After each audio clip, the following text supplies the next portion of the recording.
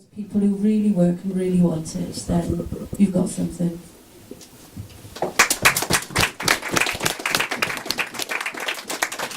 I think one of the important things is you've got to be super organised as a band. I think you can't afford to just sit back and wait for things to come to you. I think you've got to be a bit cheeky as well. I think that from experience, from doing the show on a budget, I want it to be the most professional thing that people see. I want people to come in and remember what I do and are thankful for what I do and appreciate it. But I think with that, people want something that's reputable, and I think that the way that I've got to achieve that is I've been cheeky. I've asked people for things.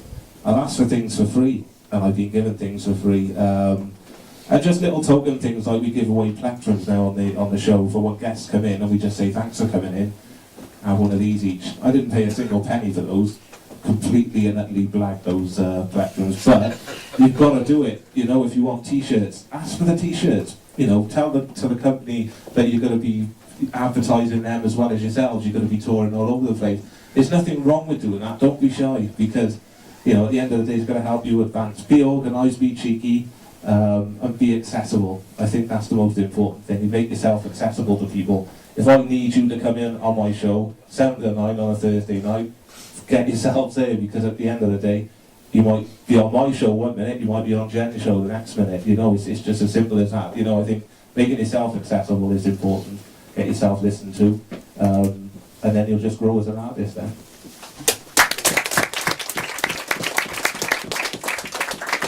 I think the one thing that we've kind of all missed so far is that when you start as a band and you're like maybe 17-year-olds in like a practice space or a parent's garage, you're not thinking about business plans and you're not thinking about marketing, you're just thinking about having fun, because that's what playing music is at the end of the day. Being in a band is about having fun with your mates and going out and playing some shows and getting a bit pissed, and if that leads to a career in the future, then that's great, but it shouldn't be the thing that's laying heavy on your mind. It should be about making music and enjoying yourself to start with, and then about getting yourself out there.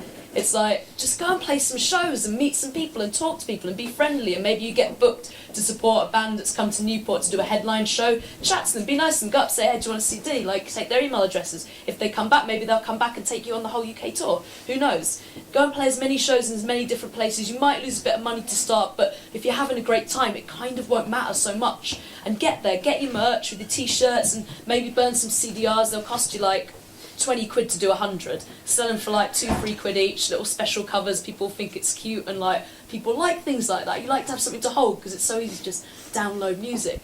Get out there, make sure you have a little mailing list on the table. People come over to the merch store, always have one member of the band there like chatting to everyone, and if you just keep doing that, things will just build up naturally. If you look at a band like Dry the River compared to someone like, you know, like a major label thing like Lana Del Rey or Azealia Banks, Dry the River are a band that have gone around and toured continuously for like 3 years, and they've built up a really solid fan base that way.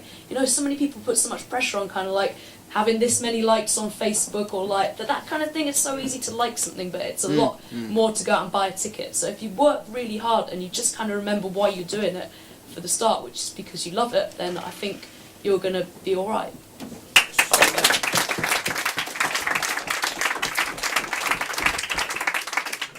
Yeah, I totally agree with Jen. There's no magic answer, but the thing is just to kind of grow tough skin and to be like an artist. If you see like an amazing painting and stuff, you think, wow, that guy, that's amazing. But it didn't end up. That wasn't the first thing that artist did. He did loads of sketches. So just keep sketching. Just be willing to make mistakes. Be willing to kind of you know, play with loads of different people. Don't be too precious as well, I would say. Not too proud and kind of.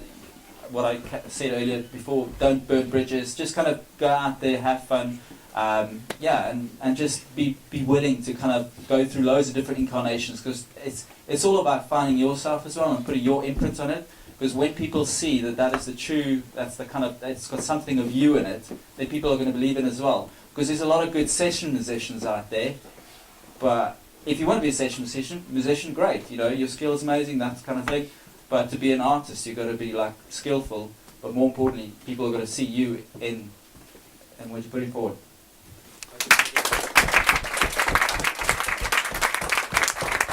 Okay, got a question.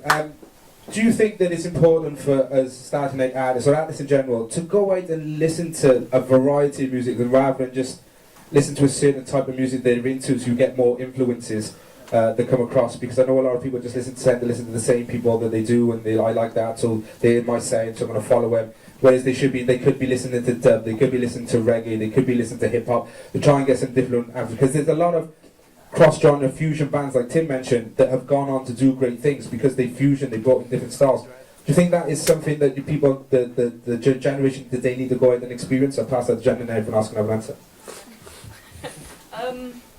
I think you don't, when you like read like books and stuff from like the 1970s, and it's like I was a punk, and it's like I was a mod, and it's like things like that don't really happen so much anymore, because everyone goes online and everyone's remixing everyone else, and everyone's just listening to so many different genres, and so many things are just there for you at the touch of a button. You can access them instantly. That I think people's sort of musical horizons are a lot broader than they used to be, and it's a lot more acceptable to be into a lot of different ranges of music. But at the same time, if you really hate something, don't like force yourself to listen to it for 3 hours a day because you think you have to. Just follow your ears, and the more you listen to, the more different things I think you're just going to naturally want to listen to anyway.